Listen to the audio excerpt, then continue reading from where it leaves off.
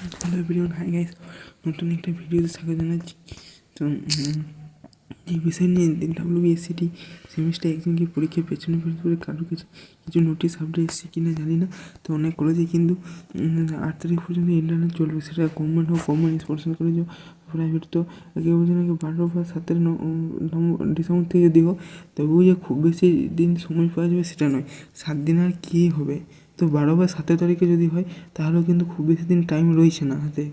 তো এই ছিল আপডেট যদি ভালো লাগতো অবশ্যই লাইক কমেন্ট সাবস্ক্রাইব করবে এবং অবশ্যই প্রচুর শেয়ার করবে। অনেক ক্ষেত্রে কলেজে সেরা বলছেন, কলেজে সেরা বললো যেহেতু 10 তারিখ থেকে সিএএ যে সাইনে সেটা করে দেওয়া হয়েছে, 17 তারিখ থেকে এক্সাম হয়েছে, তো সেটাও তো কনফার্মলি চান্স বলা যায় না, চান্সেস হয়তো আছে।